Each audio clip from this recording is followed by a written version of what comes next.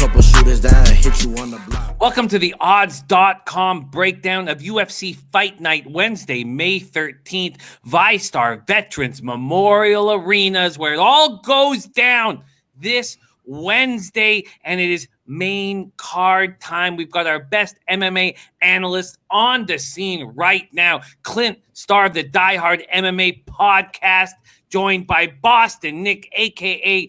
Mr. Fat Fist. And we start with a beauty. Middleweight bout.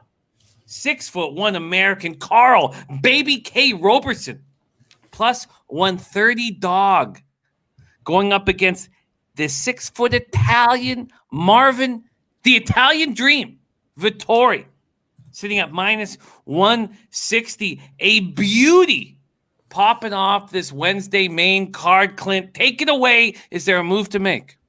Jimmy, this is a damn good fight to lead off the main card. This one's exciting. I am a huge fan of Marvin Vettori. This kid is young. He is mean. He's got killer instinct, and he arguably gave current champion Israel Adesanya the best fight that he has had so far in the UFC, except for that Kelvin Gastelum slobber knocker. I'll give it to him on that one.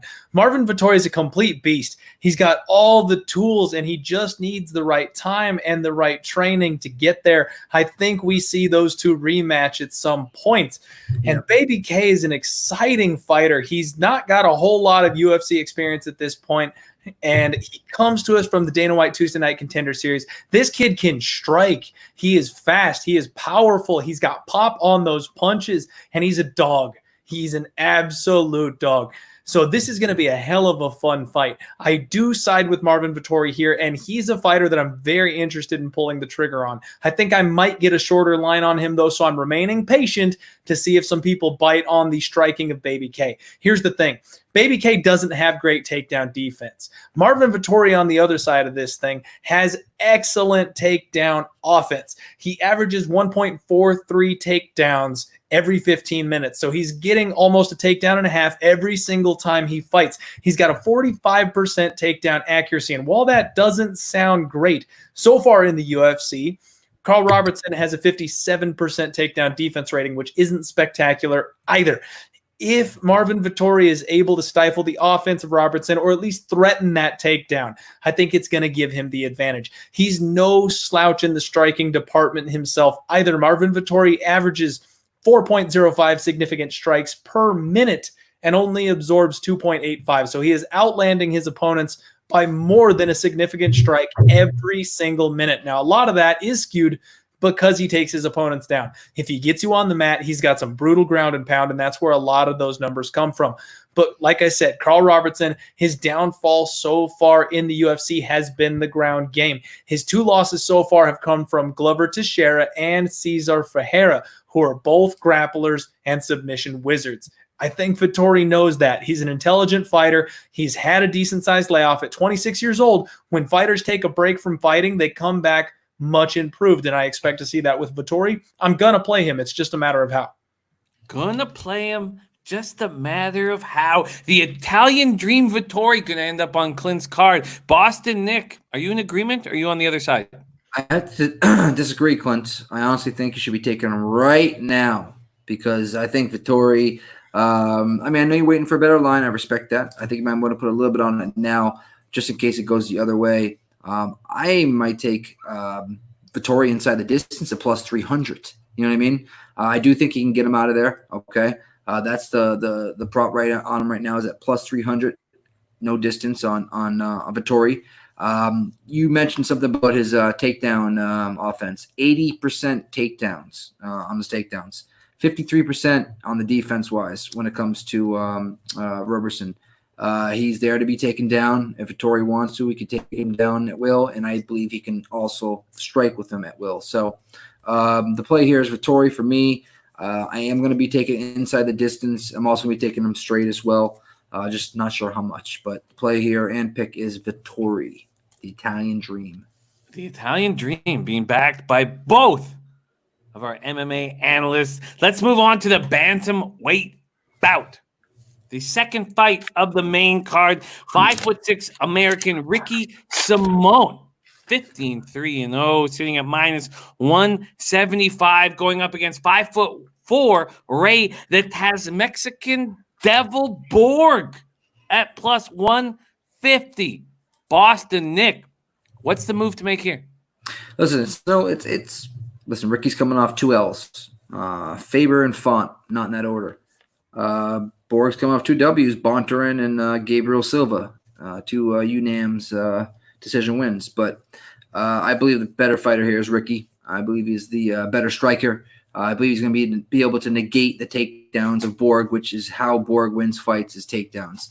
He needs to be able to take the to the mat when he needs to take it to the mat. I don't believe he'll be able to when he wants to. Yes, he lost to Faber. A lot of people call Faber a little, an old, dated fighter, but I don't believe so. I think Faber's still a great fighter.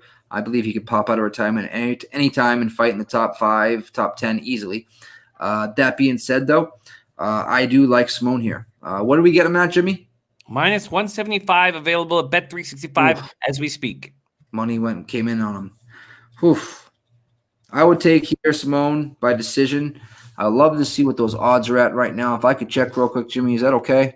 Absolutely. Check it out right now. Simone by decision, a possible parlay piece maybe for Boston Nick. While you're checking it out, let's find out what Clint has to say about this bantamweight bout. So, Jimmy, this is a really interesting spot because Ray Borg has tried to fight at 125 his entire career, and the dude simply cannot make weight.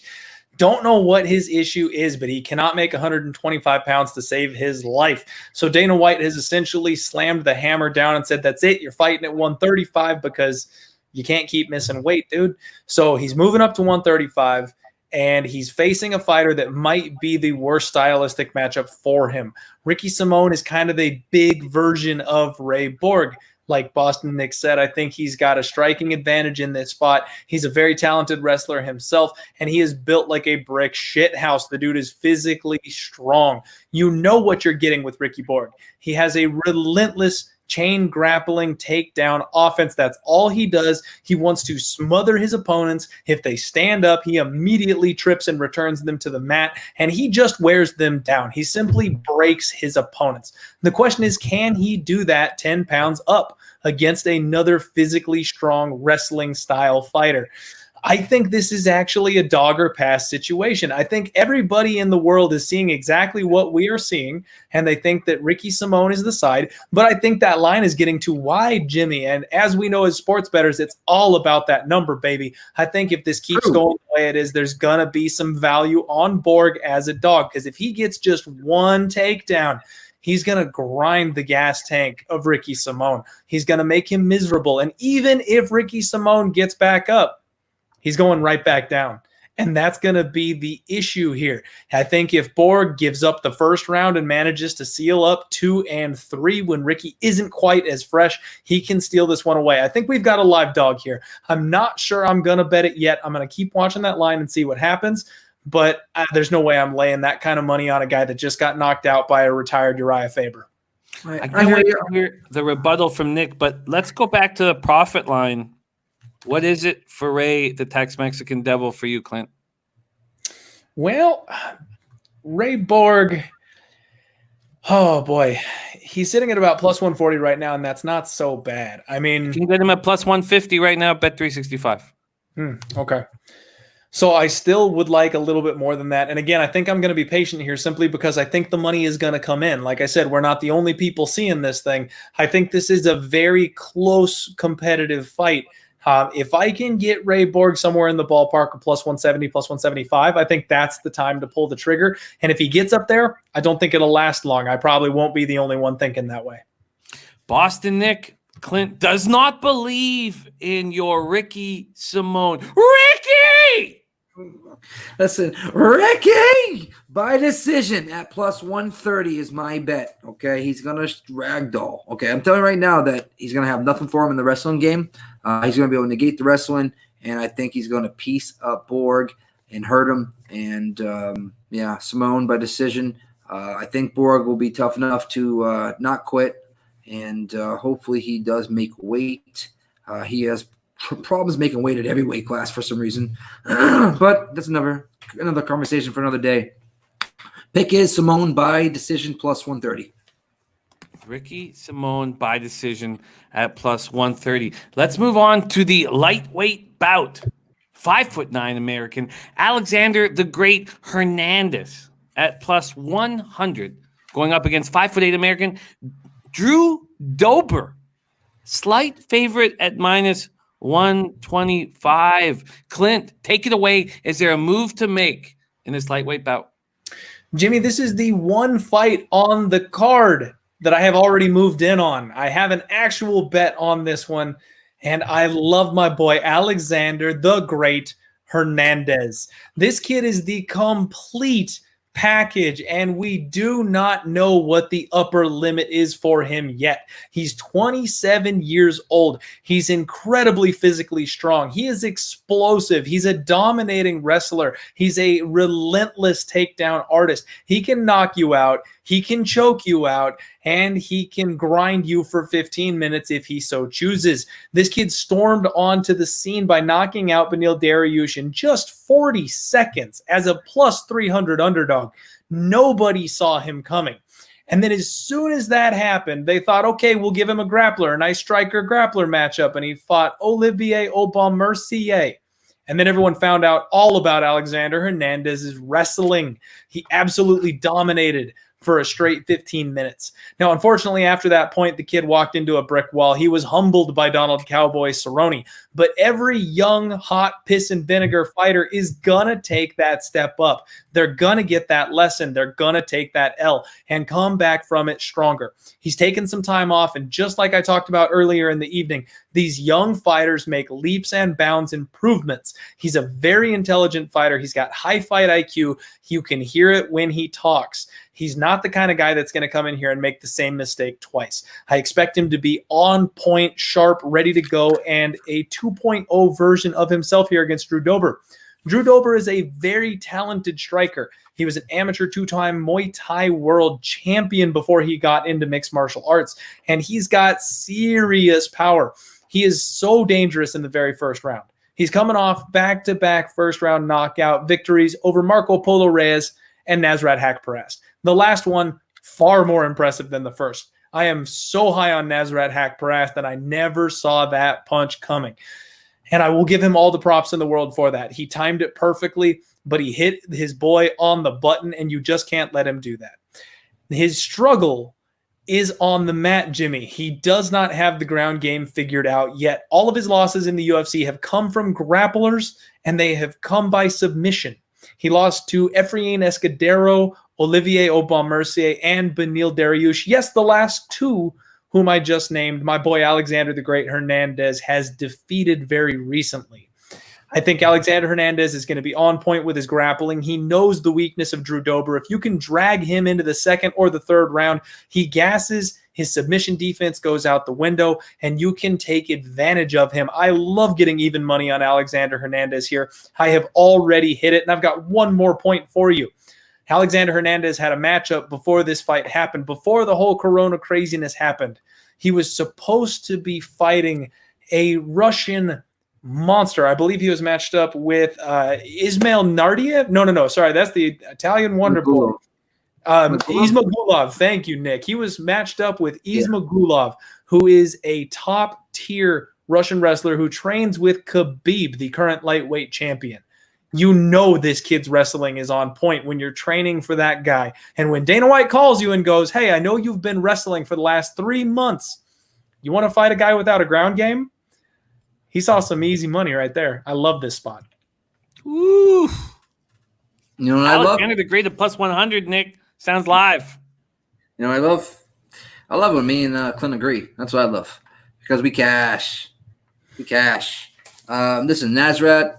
I had him in a big parlay, and it was on the Jimmy the Bag show when we were doing the fight nights, on Friday night, play of the day or whatever. And he ruined my day. It was would have been plus 4.5 units, ended up being barely over a unit, and Drew Dober ruined my day. But Drew Dober, the only thing he has for for him right now is his hands. I believe that Hernandez is way better on the mat. I believe that this fight doesn't go the distance as well. And Clint right now, we can get that at plus 105. And I think that might be the look. I do strongly lean Hernandez as well. But I think I like the fight not to go the distance at plus 105. I think that Dober ends up getting slapped or submitted by Hernandez. So great breakdown. If I was to break it down myself, it'd be reiterating exactly what you just said. So, yeah, it's for me. It's plus 105, no distance, and it's also a strong leader in Alexander Hernandez. Nick, Alexander the Great Hernandez got cocky with the Cowboy throwing. So cocky. Do you think that plays into this fight and why he will be sharp here? Yes, that's Clint made I think a huge point there. You don't want to be goofy twice, okay? Goofy once is enough in the UFC. So I believe that he's going to be extremely focused in this fight.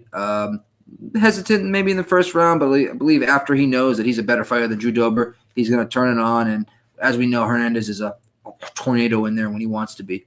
So I like Hernandez a lot here. I might take him straight up. I would like the line to go down a little bit. I think we might get some casual action on Dober. A lot of people are taking dogs right now. So if the line goes down, I'll take it straight. But I think I might be betting no distance. Consensus on Alexander the Great Hernandez. We move on to the co-main event Wednesday night, VysStar Veterans Memorial Arena in Jacksonville, Florida. Heavyweight bout, 6'4" American Ben Rothwell, big boy, 37-12-0. The dog here at plus 130, going up against 6'3" American OSP Ovince St. Preux, minus 160 favorite. Nick, you have an angle here? Yeah, I think OSP has had his run in the UFC, and not to rhyme or anything like that, and that's just the truth. I was somewhat impressed when he fought John Jones. He did go 5 rounds with John Jones with a broken arm. I believe John Jones broke his arm in the third, I believe, with a kick.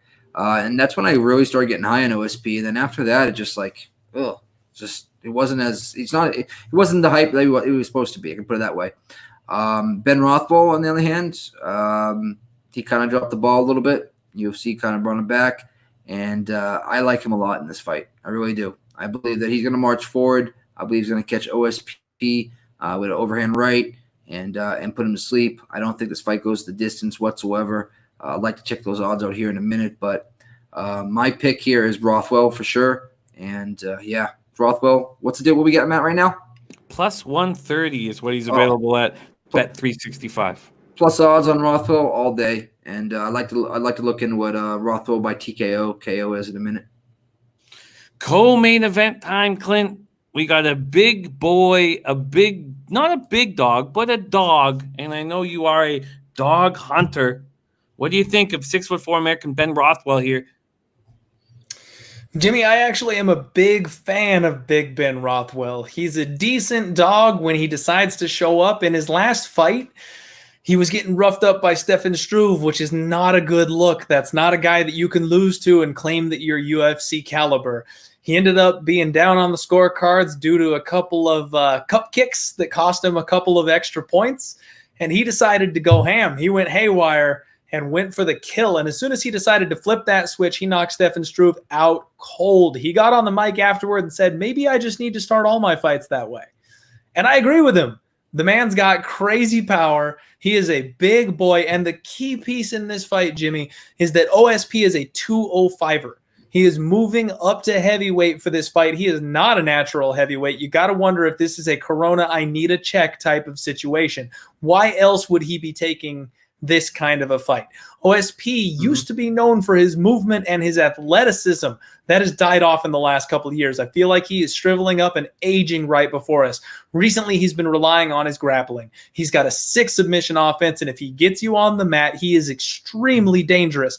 But Big Ben Rothwell is so underrated on the mat. The dude's got a lot of submissions himself. He is no slouch there, and I don't know if OSP is going to be able to step in here and take on a true heavyweight and out-grapple him. The other thing, Jimmy, is how are you going to ask me to bet against my dad? I've been told on multiple occasions that I look just like Big Ben Rothwell. So I can't bet against my pops. I love him as a dog here. I think he can knock out a guy like OSP. He can outwork him and just use that size to his advantage. Me and my dad, we're going to roll to the bank. Me and my dad. Me and my dad. I would never That's bet all against your dad. Me and my dad. Clint's dad, plus 130. Back consensus plus lines. We go from Alexander the Great Hernandez, consensus plus line, to a bigger plus line on Clint's dad, Ben Rothwell, at plus 130 in the co-main event. Let's go to Wednesday night's main event. Light heavyweight bout, 6'4" American Anthony Lionheart Smith, 31-14-0. A decent favorite, minus 170. Going up against a fighter we've talked about already in the show, Glover Teixeira, 6'2" Brazilian, 37-0. Pretty nice record to be a plus 140 dog. Can we go 3 dogs in a row, Clint? What do you think of the main event Wednesday night? Jimmy, I think there's a decent chance that we can go 3 dogs in a row. When I looked at this fight, Anthony Smith jumped off the page at me. I'm looking at this guy and I'm going, he's 31 years old. He's 6'4", absolutely massive. Just came off beating the brakes off of Alexander Gustafsson, fought with John Jones. Before that, he was on a 3-fight win streak, moving up to 205 from 185. Kid's a beast. He's a finisher. He's got tons of experience, 33-14. He's got 18 knockouts, 12 submissions. This guy does not win by decision. Glover Teixeira is 40 years old. And you know my rule on 40-year-olds. If you're going to play him, you got to have a damn good reason. And I feel like maybe he's slowing down. But then I took a look at his record, Jimmy. And his last 3 fights are 2 finishes and a win over very relevant, young, hungry competition. Karl, Roberson, Ion Cutelaba, and Nikita Krylov. Glover has incredible timing. He's got heavy, heavy hands, and he is a sick, sick Brazilian Jiu-Jitsu black belt. If you get with this guy on the mat, you are going to pay for it. Never once in his entire career has he been submitted. And every single time I think he's just a little too old and he's starting to slow down, he chokes somebody else out. He can hurt you on the feet. He can finish you on the ground. And he knows exactly when to pull back and wait for you to make that mistake. Now, Anthony Lionheart Smith, he's a guy we talked about after he fought John Jones. And, you know, everyone was talking about him getting back to that rematch, taking another shot at John Jones. He'll come back bigger, better, stronger. But when he roughed up Alexander Gustafsson, that was a already mentally broken Alexander Gustafsson. That was a Gus that wanted out, a Gus that left the UFC shortly thereafter. He wanted nothing to do with it anymore. That name means nothing to me. I don't give Anthony Smith the credit for beating the name Alexander Gustafsson. And when you look at Anthony Smith's numbers over the course of his record with the UFC, it is not a pretty picture, Jimmy. He averages 3.06 significant strikes per minute, and he absorbs 4.28. He has been outstruck by his opponents over the course of his career by 1 full significant strike per minute or more. And the names on his record, not that impressive. He did choke out Volkan Oezdemir before he fought John Jones. That is a fight that I will give him props and credit for. But before that, it was a washed-up Shogun Rua. It was a washed-up 185 Rashad Evans, who also retired immediately after that. It was a washed-up Hector Lombard that doesn't belong in the UFC. Andrew Sanchez, who is not a contender. And then some guy named Elvis, who is no longer with the company. He doesn't have a credible win in recent history. Yeah, he's the younger guy, but I think Glover has the skill edge in every way possible in this fight. Ooh. I'm still doing my research and looking at it, Jimmy, but I might be going 3 for 3 on dogs. Ooh, back to back to back, like MJ and the Bulls on dogs, possibly. Let's see if Boston Nick will push you in that direction. Mr. Negative. Fat Fist, what do you think of Glover Teixeira here? Negative. I'm on Johnson. I'm on Anthony Smith. And listen, in the striking, we all know, and Clint, you know who's the better striker here. You know Smith is the better striker. You and I both. Come on, he's definitely the better striker. Now, when it comes to the grappling, yes, Glover is the better grappler, but I believe that Anthony will be able to get back up. And this is a 5-round fight. I do think that Anthony takes this late in the fight. Okay, I do believe that Glover is going to have some success early.